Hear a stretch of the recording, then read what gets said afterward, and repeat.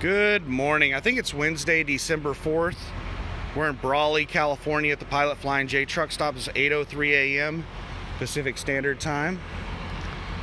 And I just changed parking spots and I nosed in. Why did I change parking spots and why did I nose in?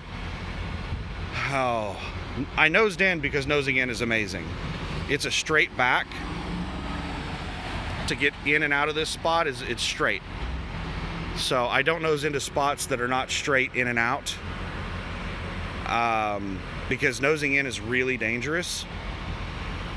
So why do I nose in if it's really dangerous? Because it's awesome. Oh my God, it's awesome.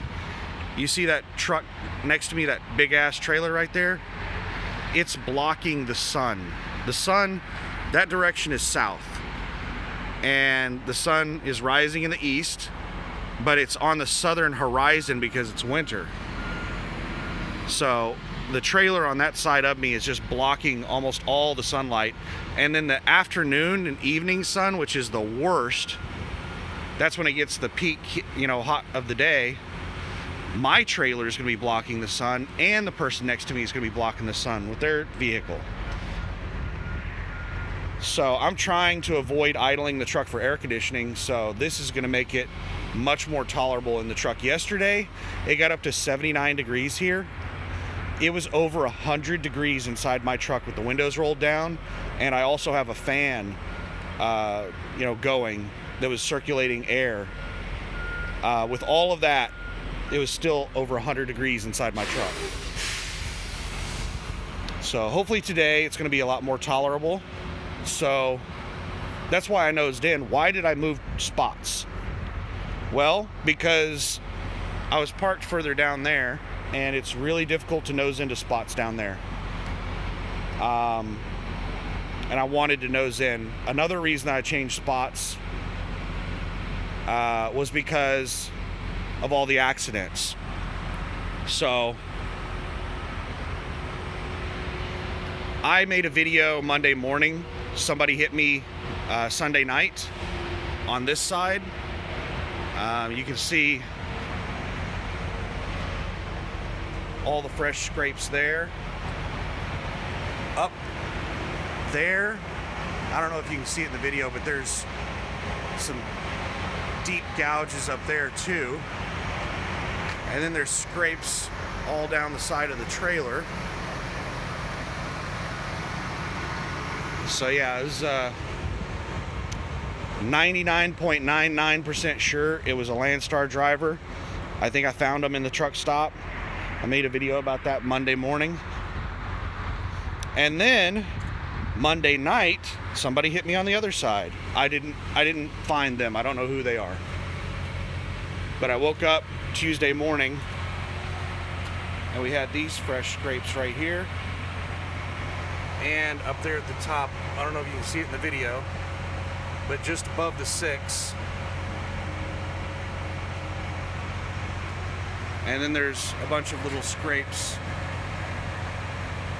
all up and down through here. And then there's some damage through here. And I think that's about the extent of it. I didn't notice anything else down the rest of the side of the trailer. And when these people hit me, I never find any damage on my tractor.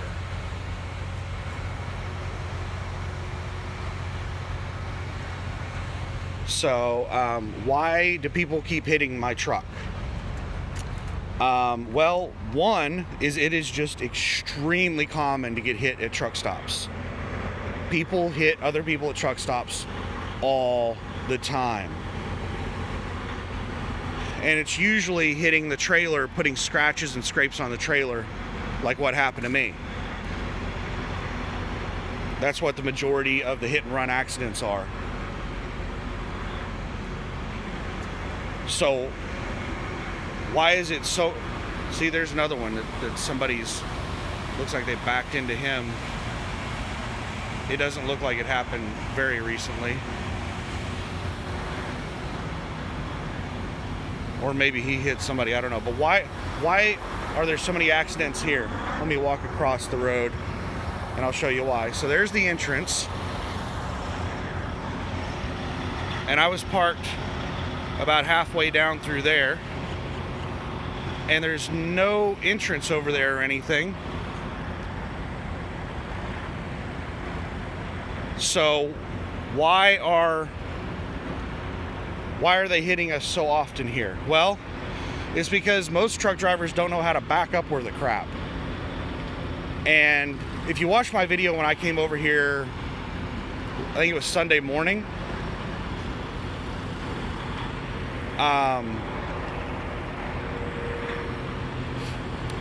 you saw that I basically did a straight back in the spots here.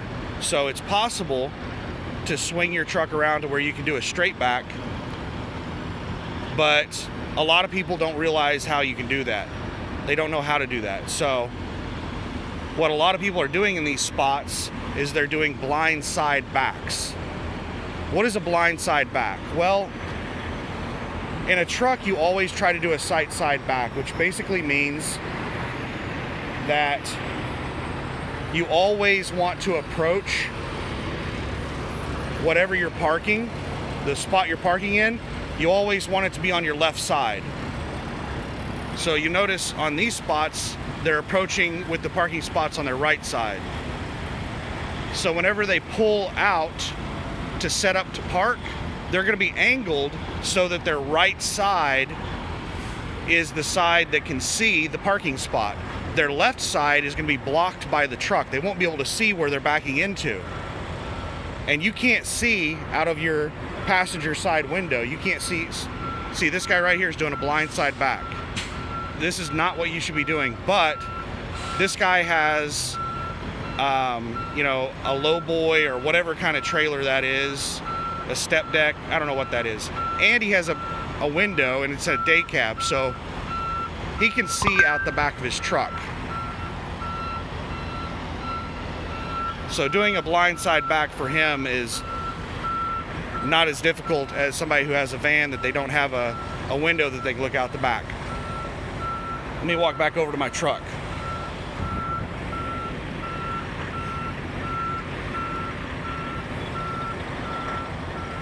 So, 2 reasons why there were so many accidents. Number 1 is because of the parking lot configuration. And number 2, people just don't know how to back.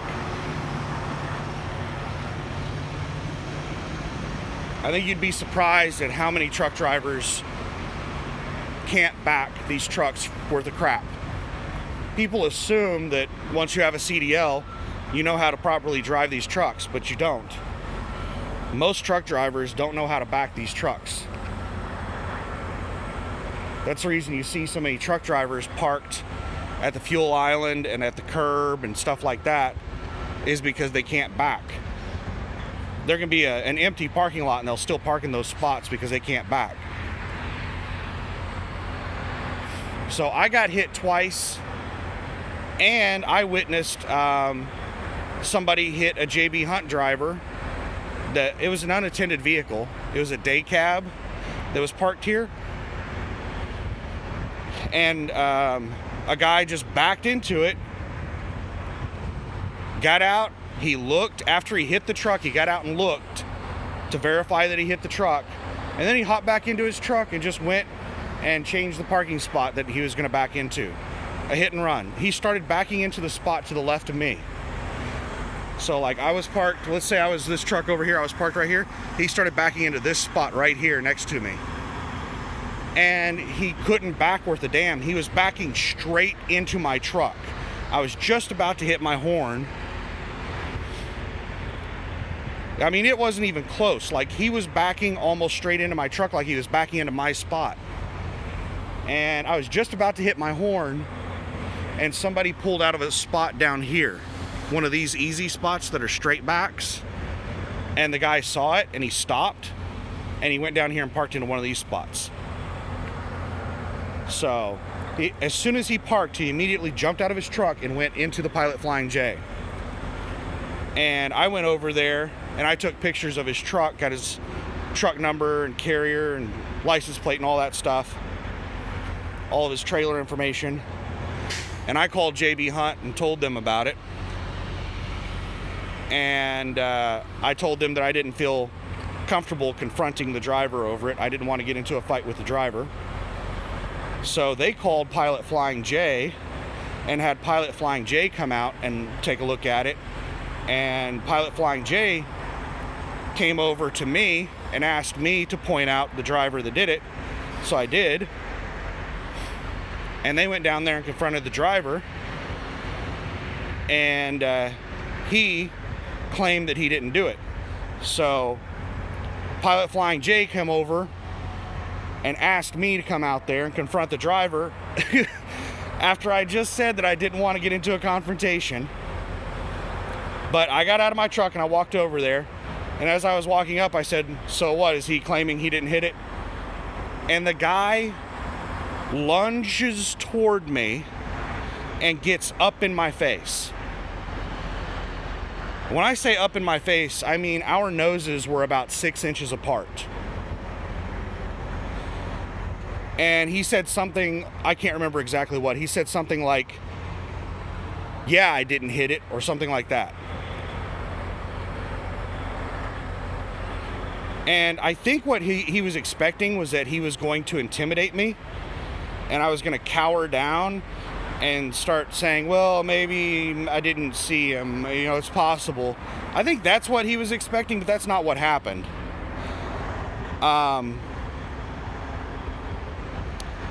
He ended up backing down and cowering, and I called him a little, I told him he was a piece of shit for being a liar, backed into somebody else's property, and then just drives away from it, hit and run accident, and now you're gonna lie about it. You're a piece of shit. And I explained what happened right in front of his face, and then I walked all three of them. There were 2 Pilot Flying J employees, and then that driver. I walked them over to this guy's truck. I walked them over to the back of his trailer. This is not his trailer. He's not here at the truck stop anymore. And I showed him the back corner of the trailer right there, and there were fresh scrapes on that corner of the trailer, and there were still pieces of the Pilot Flying J fiberglass on there. Not the Pilot Flying J, the JB Hunt truck. The JB Hunt truck, it was a white truck, and he messed up the fiberglass, and there was still fiberglass powder, white fiberglass powder, and chunks of fiberglass hanging off of the corner of his trailer. And when we all looked at that, they were like, oh yeah. So while we were walking over there, let me back up a little bit. While we were walking over there, after he got up into my face, Vista, California to Columbus, Indiana, they just keep reposting the same loads over and over again. That was a load alert if you heard it. So when he got up into my face and tried to intimidate me, and then the opposite happened, and I ended up intimidating him, he stopped lying. He stopped claiming that he didn't hit it. And then he started saying that I had some agenda. I don't know. I have no idea what he was talking about.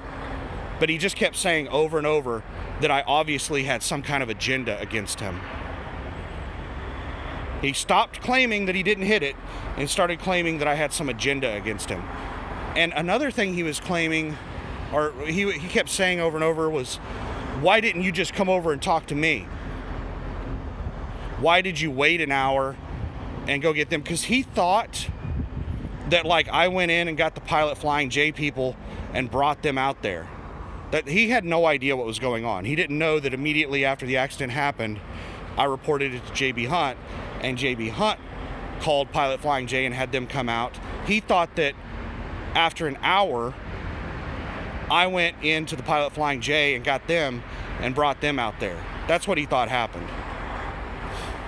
So he was asking me why I didn't come over and talk to him right when it happened. And I said, how did you expect that conversation to go? What's your expectation? Why would I come over and talk to you? You just committed a crime. You did a hit and run accident, What was I supposed to come over and say to you? Hey, I saw you do that hit and run? Like, what would be the point of that conversation? Why would I come over and have that conversation with you? No, I reported your crime. I didn't come over to confront you about your crime. Because if I would have come over and confronted you, you probably would have just hopped in your truck and drove off, like you did the first time whenever you committed the crime. So then he stopped with the, because he said that like 3 or 4 times before. I was just ignoring him. But after like the 3rd or 4th time, I finally responded to him, and then he shut up with that. So basically, he was claiming that he didn't do it. He said that over and over, and then I confronted him on that, and he stopped making that claim. And then he started going off about me not talking to him, and why didn't I just come talk to him? He said that 3 or 4 times, and then I confronted him on that, and he stopped that. And then he started the agenda crap, and I never confronted him on the agenda crap because I had no idea what in the hell he was talking about. But after I walked them all to the back of the trailer and showed them the pieces of the JB Hunt truck that were still on the back of this dude's trailer,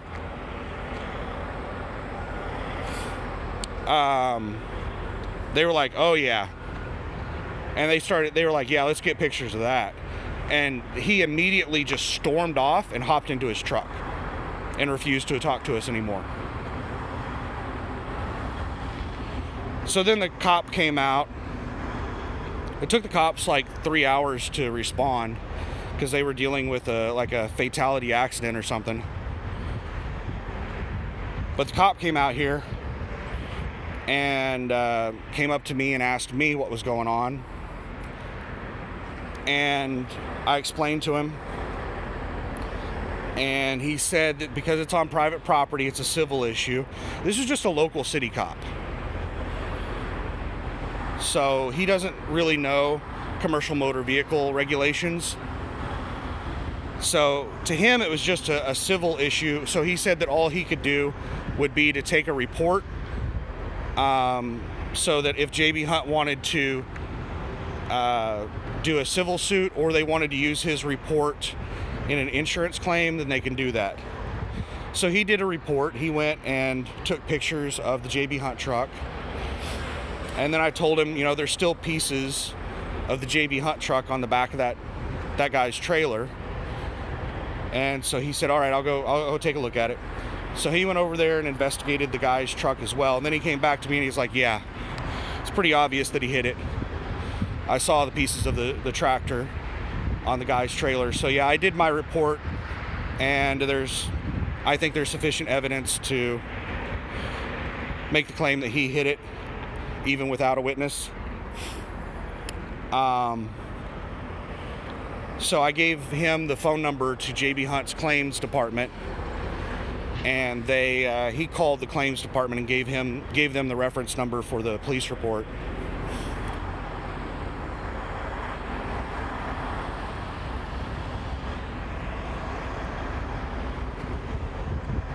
But yeah, that was about the end of that. So that was an eventful, what was that, Wednesday night? No, today's Wednesday.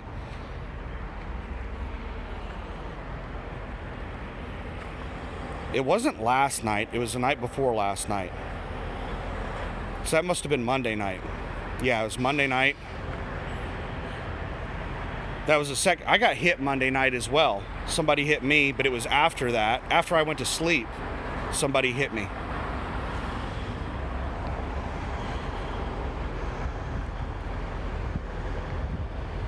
So yeah, that's why I decided to move down here to easier spots, is because of how many accidents are happening in those parking spots down at the other end, because of how many truck drivers don't know how to back up.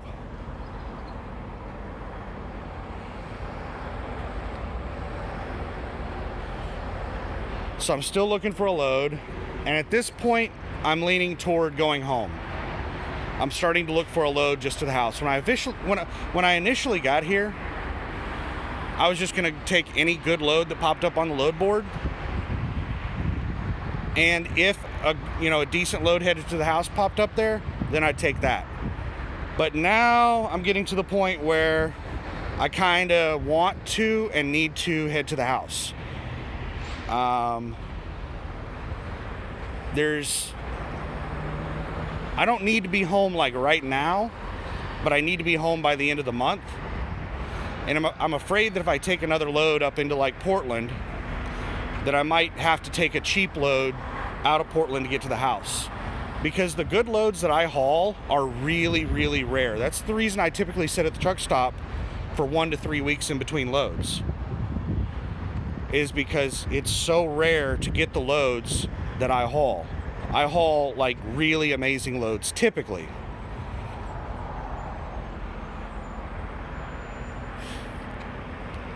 And the reason I do that is I see this truck as like a battery that is really expensive to recharge. To rebuild the engine on one of these trucks is really expensive. Last I heard, it's around $40,000. So I treat the truck like a battery that's really, really expensive to recharge. So if I just get out there and I run cheap loads, then I will use up that battery, not making very much profit. So I always try to be really, really profitable whenever I'm driving the truck.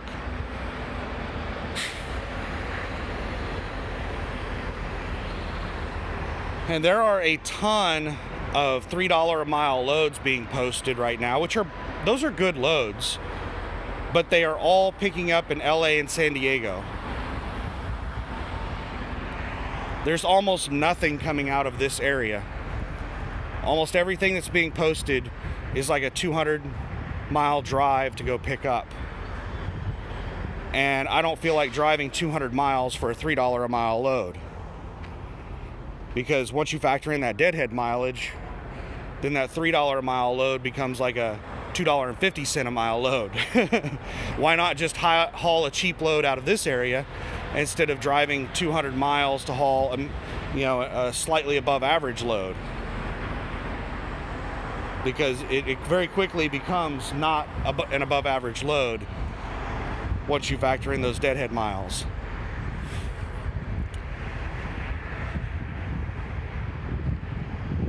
So we're just gonna hang out at the truck stop, wait for an awesome load to be posted, and most likely I'm gonna be heading to the house on the next load that I book.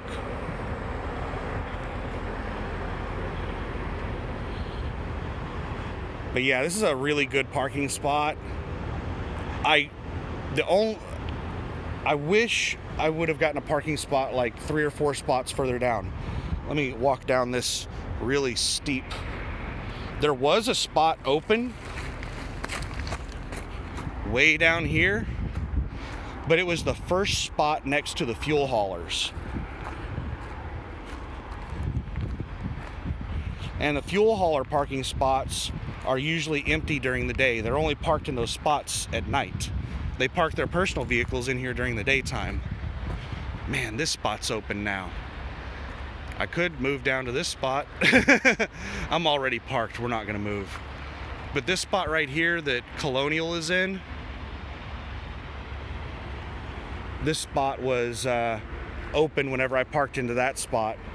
And during the daytime, I'm not gonna have any shade from a truck parked next to me on the sun side. So that's the reason I didn't take that spot.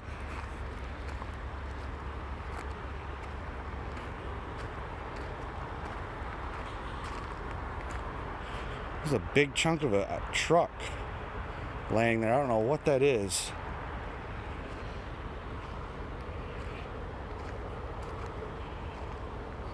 Looks like something off of a trailer, but I can't place where it would come off of a trailer. And you can tell that there's been a lot of people sweeping out their trailers. This is the reason we have such a bad reputation as truck drivers, is because we have so many bad drivers and we have so many people that just do not respect other people's property.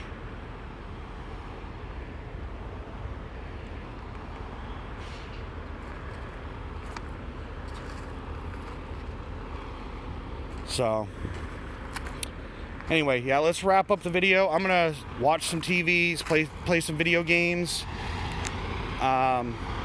There's a video game that I'm looking forward to coming out called Path of Exile 2. It's if you're a gamer, then you have heard of it, because it is one of the most hyped gaming launches in a long time. They are only preparing for 1 million people to be playing the game on launch day on Friday. And I think that is a low number. I think there's going to be more than 1 million people. So I think it's going to be hard to log into the servers on Friday.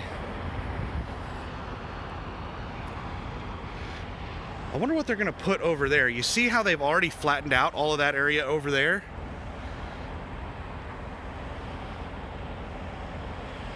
I don't think they can justify more truck parking, because this place doesn't even fill up in the middle of the night most nights. There's usually 1 or 2 spots open all night long. So to turn all of that into a parking lot wouldn't make much sense. So I wonder what they're gonna put there. I wonder if Pilot Flying J owns that property or if somebody else owns it.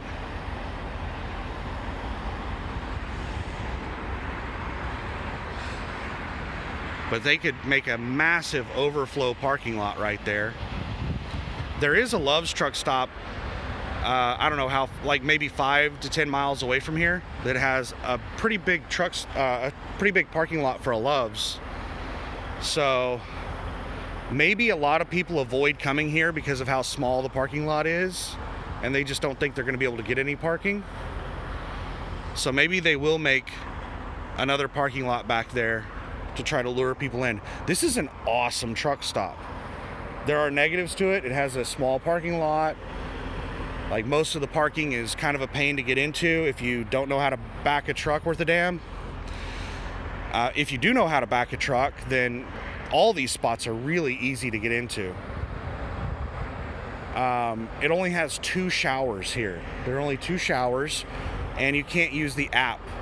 You have to walk up there and talk to them to do a shower, and they put your name on a piece of paper and they take down your phone number and they call you whenever the shower is available. That's an inconvenience to have to walk into the truck stop, get in line, and then walk back out to your truck and wait. And you have no idea how many people are in line whenever you go in there to get in line. Like, if I pop up at the app and it says there's like 15 people in line, I'll just be like, yeah, I'll look for a shower some other time. But you can't simply check the app here. You have to walk into the store to see how many people are in line.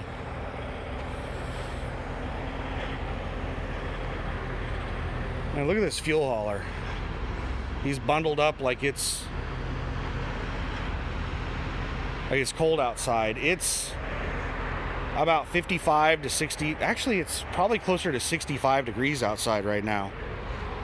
But down here around the Mexico border, these people don't handle cold weather very well. It gets down to like 70 degrees and they'll start wearing really big coats. I'm out here in shorts and a t-shirt.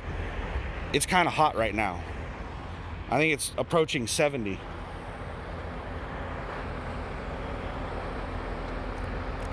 But anyway, just doing a status update as to what's going on with me. There I am, my shadow. If I had a selfie stick, then I would show you more pictures of my pretty face. But I'm just walking around holding the camera like a jackass. I don't have any of that fancy equipment.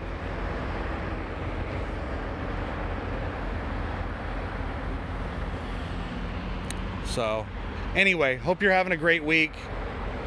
And I'm going to continue hanging out here. It's looking like I'm probably going to be sitting here through the weekend. I might be here at this truck stop for a couple weeks. Who knows? I'm out of shower credits, but I have enough points for 2 showers, so I'll have to stretch them out. I just took a shower Monday. I think it was Monday that I took a shower. Might have been, yeah, it was Monday. It was Monday. So I might stretch it out to where I'm only taking a shower like once every 5 or 6 days to stretch out my shower points. I'll get my stink on, because I don't like paying $20 for a shower. That adds up really quick.